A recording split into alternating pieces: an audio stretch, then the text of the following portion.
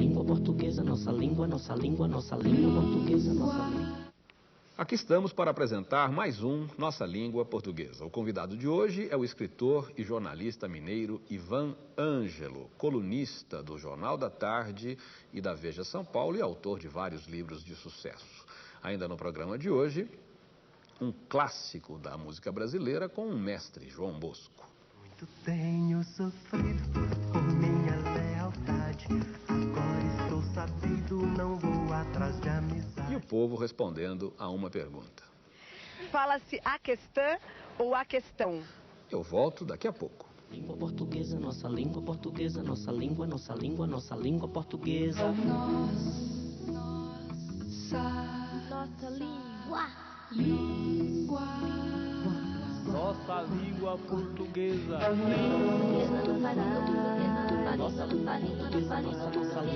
Nossa língua, nossa língua portuguesa.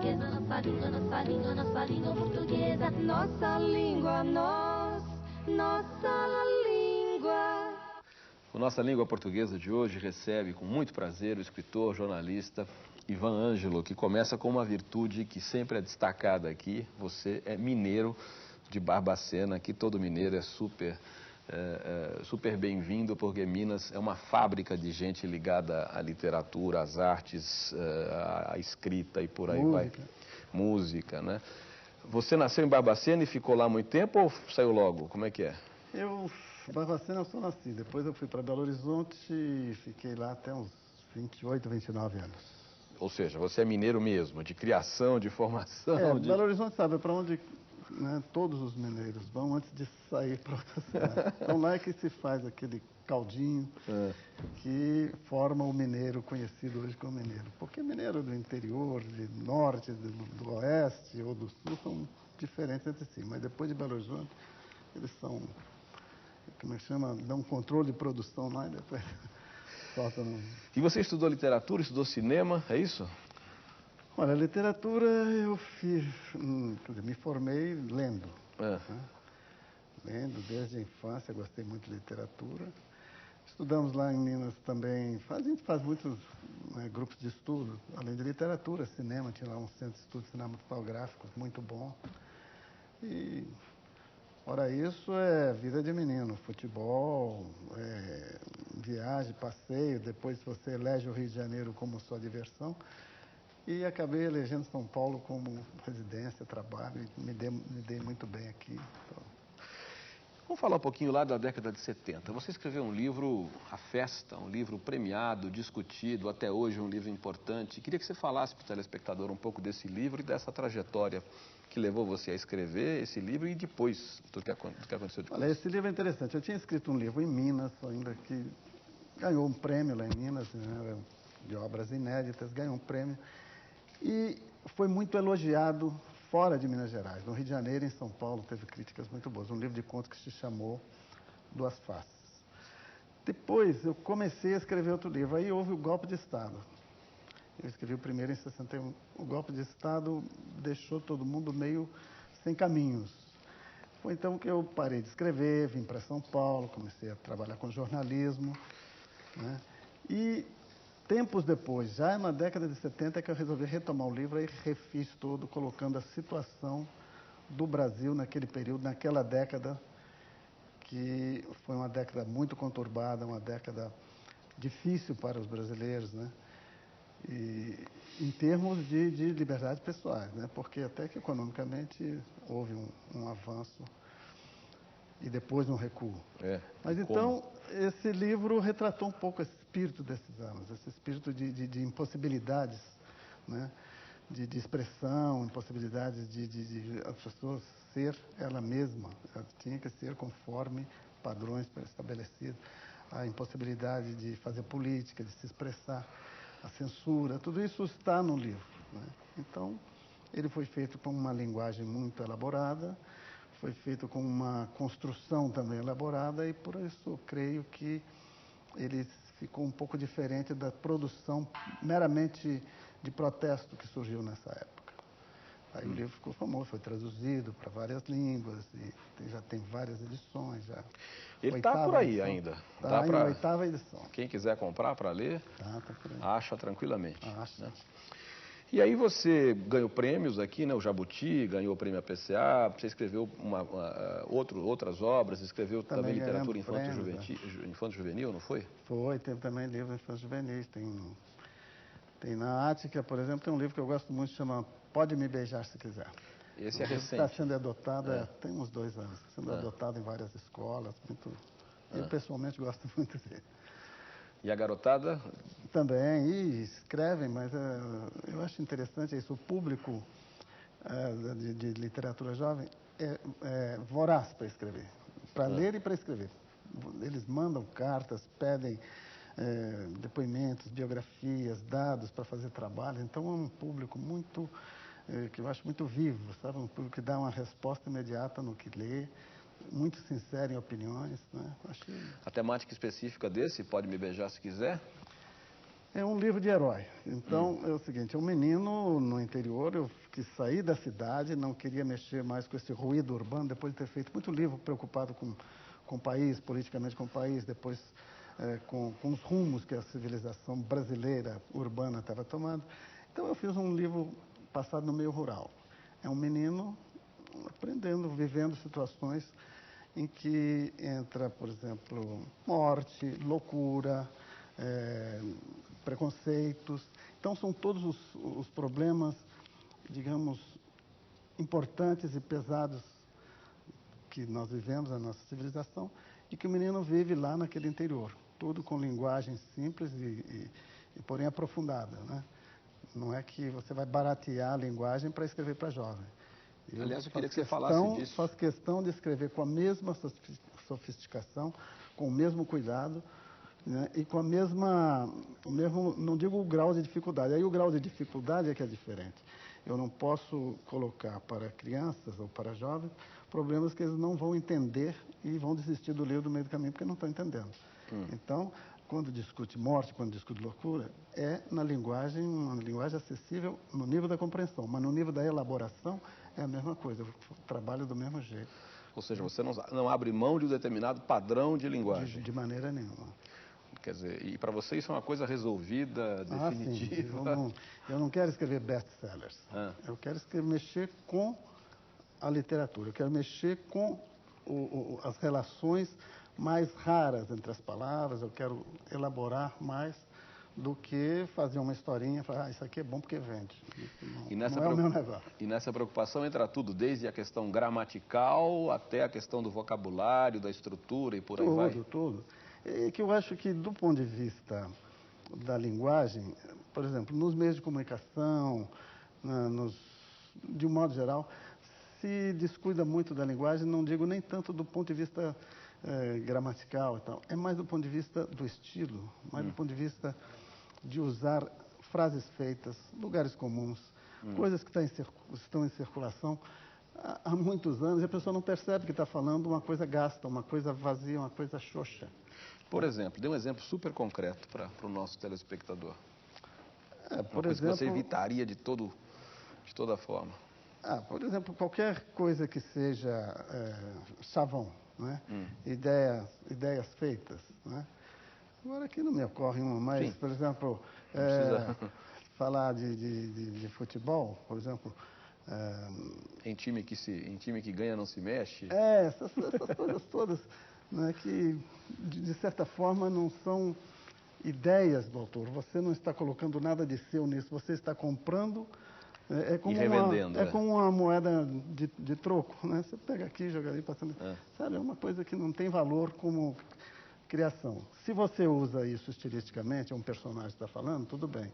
Como essa usou o Conselheiro Acácio, um homem que fala de ideias feitas, né? De ideias de moeda corrente. Daí o adjetivo acaciano, né? Pois é. Agora, se você quer não botar isso na boca do personagem, é a sua linguagem que é assim, você não está contribuindo com coisa nenhuma para aprimoramento de linguagem, né? Você está barateando. Agora, nessa resposta, você tocou aí numa palavra mágica, futebol, né? O Ivan é colunista do Jornal da Tarde, um jornal aqui de São Paulo, que na verdade é um dos dois órgãos da empresa OESP, o outro jornal é o Estado de São Paulo, né? E você escreve às terças, quintas e sábados no JT, né? Nós aqui em São Paulo chamamos o Jornal da Tarde de JT. E você escreve na Vejinha, Veja São Paulo, né? Aos domingos, mas alternadamente, ou seja, um domingo você, outro domingo é o Carrasco que escreve, É né? o Valcir Carrasco. Vamos começar pelo jornal. No jornal você é crítico de TV, basicamente. As suas colunas tratam fundamentalmente do que acontece na televisão. E como o esporte também é objeto de programação de televisão, de vez em quando você põe lá o seu dedo na questão do esporte, discute a ética no esporte e por aí vai. Eu queria, para a gente engrossar essa conversa, falar do famoso caso do Edilson. Você tomou uma posição diferente da posição adotada pela maioria dos críticos e eu gostaria de ouvir um pouco você a respeito disso. Bom, não sei se o telespectador de fora de São Paulo acompanhou esse jogo. Acompanhou, sim. Isso acompanhou? Não foi, nossa senhora, isso foi assunto no Brasil todo. Foi verdade.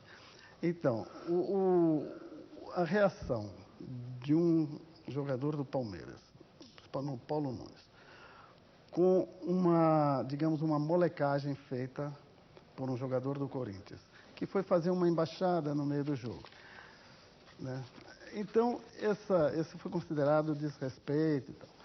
E ele foi agredido, né? O Edilson foi agredido pelo jogador que achou que aquilo era um desrespeito. Ora, se todo momento que a gente se sentir agredido formos reagir com agressão física, o país vai cair na barbárie, né? Não vai cair não, já caiu, né?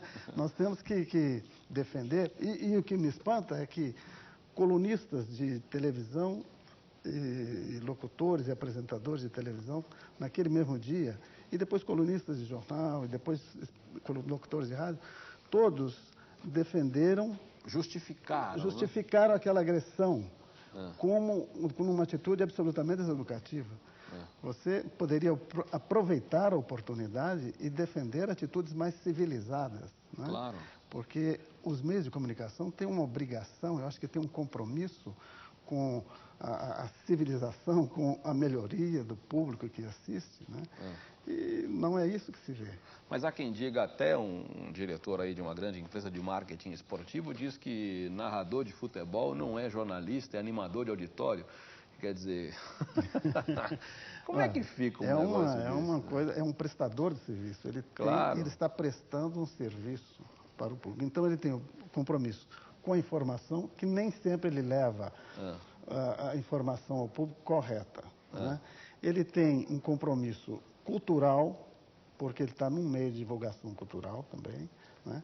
E ele tem um compromisso, digamos, de qualidade do próprio trabalho e da emissora dele. Ele não pode baratear tudo isso. De vez em quando a torcida invade o gramado e eu ouço gente dizer, não, a culpa é do árbitro, que atuou mal, os jogadores ficaram nervosos, a torcida ficou nervosa. Quer dizer, até onde a gente vai ouvir esse tipo de debilidade mental na televisão? Pois é, você vê. E não há, eu acho, da parte nem dos colunistas que comentam, nem da direção das emissoras, não digo uma punição, mas uma chamada, olha, nesse ponto você errou, discutir, eu acho, internamente. Claro. Nesse ponto você errou, não foi, eu espero que você tenha atitudes assim, assim, assim, quando acontecer de novo, né, você tem um compromisso com a formação do público. Claro, é preciso dizer ao público que nada justifica esse tipo de atitude, né? Quer dizer, não é a barbárie. É a própria, né? Outro dia teve até um caso também do Rincon. Cuspindo lá. Cuspindo, parecia cuspida na cara do próprio Paulo Nunes, do mesmo Paulo Nunes, né? Então, é outra atitude. Um absurdo. Que eu acho um absurdo. Uma coisa horrorosa. Poucas coisas na face da Terra são mais humilhantes e degradantes do que cuspir em alguém. Isso o público viu. Não se sabe, e aí eu acho é o compromisso da reportagem de campo. Vai lá, procura saber o que houve, por quê? Porque ninguém vai cuspir no outro assim também à toa. Então vai lá, houve uma atitude que é outra atitude condenável, que também não se abre muito, que é racismo dentro do campo. Falou-se, não ficaram de prova, né? E depois... não ficou em nada. Então, tudo foi abafado. Como aqui. A cuspida não valeu, a referências, se foi racista ou não, que o outro fez para que ele também não valeu, ficou tudo... Quer dizer, o público não aprendeu com isso. Claro, e você corajosamente nos seus textos toca nessas feridas, eu acho isso fantástico, acho fantástico que haja espaço, e existe esse espaço, viu, na imprensa, graças a Deus você faz isso. O Kfouri, por exemplo, na Folha, sentou os canecos em quem merecia levar pancada, e tem mais é que levar pancada mesmo, porque não tem um menor cabimento, né, que a imprensa se preste a esse papel de conivência com a barbárie. Por que as torcidas estão ficando assim, selvagens? É porque encontram ambiente, não há uma espécie de educação, né, esportiva. Olha, esporte é outra coisa, não é isso? E aí a televisão em geral? Vamos tirar o esporte agora de lado, vamos deixar o esporte. Como é que você analisa aí o que acontece? Olha, eu tenho visto a televisão primeiro por prazer, que eu sempre fui um telespectador, já fui até na época que, no tempo, televizinho, quando muita gente não tinha televisão, você assistia a televisão do vizinho, né? Criou-se até essa palavra, não sei se está dicionarizada ou não. Nunca procurei. Televizinho. Então, eu acompanho há muito tempo. Eu acho que hoje a televisão está num nível, digamos, técnico fantástico, né? Tá absolutamente. Mas a parte da programação não acompanha, pelo menos a programação da TV aberta comercial, né? Ela não acompanha muito, digamos, a qualidade que seria de se esperar, a qualidade, digamos, da programação, não acompanha a qualidade técnica. Eu acho que, do ponto de vista de entretenimento, ela até tem alguma coisa que resolve, que quebra o galho.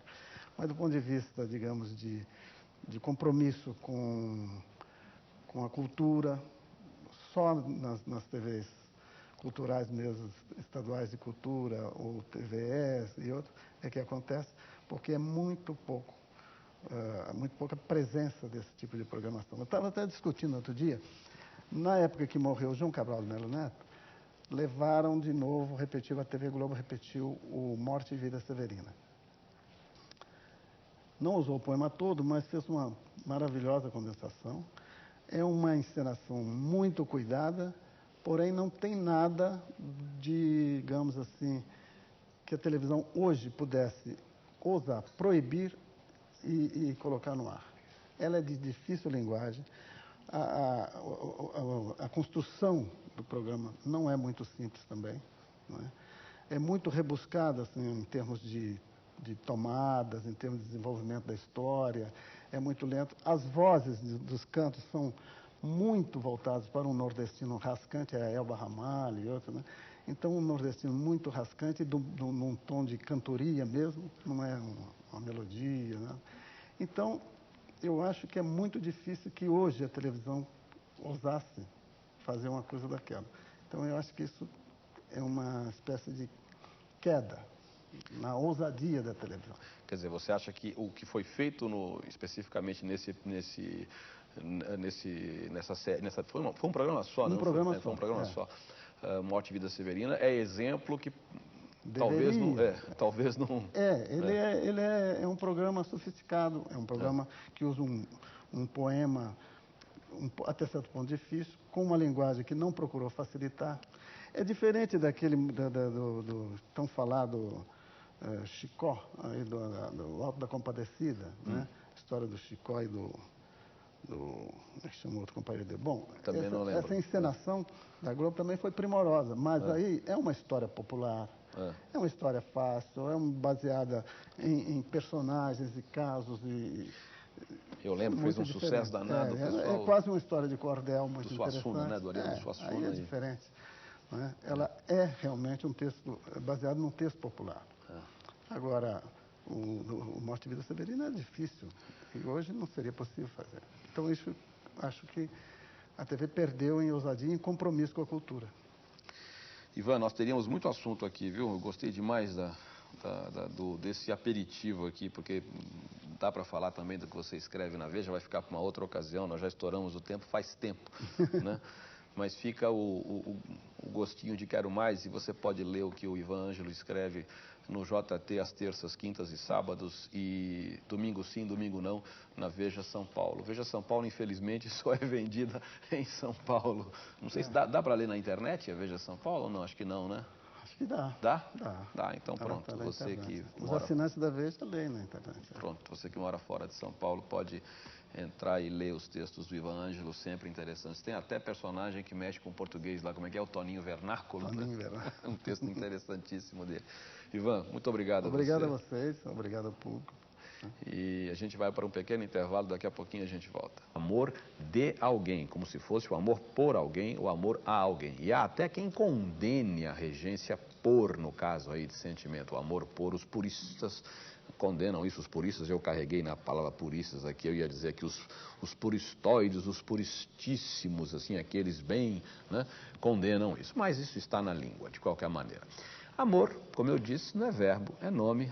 É daí que sai a regência. Esse me pode estar ligado ao nome amor, por isso ele aparece em muitas questões de análise sintática como complemento nominal, o que derruba muita gente nessas provas que ainda se pegam ou se apegam nessas coisas detalhistas aí. Mas se aconteceu isso com você ou se acontecer isso com você numa prova, não se assuste. Se a resposta for essa, tudo bem. Se você quiser marcar complemento nominal, complemento do nome amor, tudo bem. Melhor mesmo é curtir a letra e entender o sentido que ela tem. Acho que vale mais a pena do que uma discussãozinha dessas aí de nota de rodapé a respeito da função sintática de um pronome.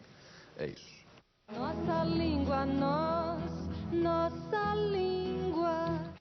Eu tenho aqui uma carta do telespectador João Edson Orfanac, espero não ter errado aqui na leitura. Ele diz que numa determinada canção chamada Migalha, interpretada por Linda Batista, a palavra questão aparece pronunciada de um outro jeito, questão. Ele diz que isso causou discussão entre os amigos, foram procurar no dicionário e tal. Nós aproveitamos a deixa para perguntar ao povo um outro aspecto em relação a essa palavra e daqui a pouco a gente junta tudo e discute. Vamos ver o que aconteceu com o povo na rua. Vamos lá. Fala-se a questão ou a questão? A questão. A questão. A questão. A questão. A questão. Pois é, você viu que o povo aí não gostou da forma questão. Mas em muitas regiões do Brasil essa forma é usada, tanto que em alguns vestibulares nacionais, por exemplo, vestibular do ITA, já apareceu essa palavra mais de uma vez, né? Porque certamente muita gente, como eu disse, em várias regiões do Brasil deve dizer assim no dia a dia, acaba ficando a ideia de que seja assim. Não é não, não é questão. E é questão de acordo com os dicionários, não existe trema nessa palavra, portanto esse U não deve ser lido. Questão. É fato também que em muitas regiões do Brasil se pronuncia esse U, questão. Muita gente fala assim, mas os dicionários não dão abono a essa pronúncia, não é? Não existe o trema no caso, esse U não deve ser lido. Diga-se, portanto, questão, questionário e por aí vai. É isso. Língua portuguesa, nossa língua, nossa língua, nossa língua portuguesa, nossa língua. Eu tenho aqui uma mensagem do telespectador José Carlos Micheli, que não diz de onde é. E eu renovo a mensagem. Você, quando mandar um e-mail, um correio eletrônico, por favor, diga de onde você é, de que cidade você é.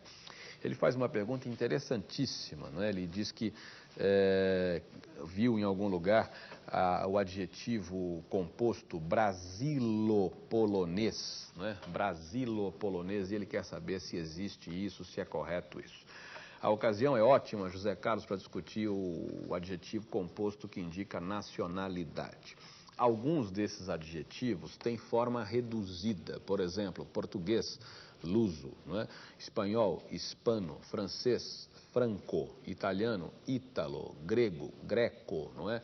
E alemão, teuto, e por aí vai. Quando se juntam dois adjetivos, se um deles tiver a forma reduzida, deve-se colocar esse que tem a forma reduzida no começo. Então, por exemplo, eu diria teuto-argentino. Teuto-argentino seria relativo a quê? A Alemanha e a Argentina, no caso, teuto-argentino. Se os dois tiverem forma reduzida, só se reduz o primeiro, que de preferência é o mais curto. Então, por exemplo, aí tem que contar as letras, né? Mas teuto-italiano, que talvez teuto seja mais curto que ítalo, não, né? São 5 letras, aí fica a critério do freguês, teuto-italiano ou ítalo-alemão, alguma coisa assim. Mas se um dos dois tiver forma, se os dois tiverem a forma reduzida, costuma-se colocar em primeiro lugar o que é mais curto. No caso de brasileiro, existe sim a forma reduzida Brasilo, que deve entrar nos compostos quando se coloca brasileiro no começo e se ele for o elemento mais curto. Então, Brasilo polonês existe sim, Brasilo argentino e Brasilo uruguaio e por aí vai. Se brasileiro for para o final, claro, fica sendo brasileiro mesmo. Ítalo brasileiro, franco brasileiro, teuto brasileiro e nunca teuto brasilo, aí nem pensar. Certo, José Carlos? É isso. Língua portuguesa, nossa língua portuguesa, nossa língua, nossa língua, nossa língua portuguesa. Nossa língua. Língua. Nossa língua portuguesa. Nossa língua, nossa língua portuguesa. Nossa língua portuguesa. Nossa língua, nossa língua.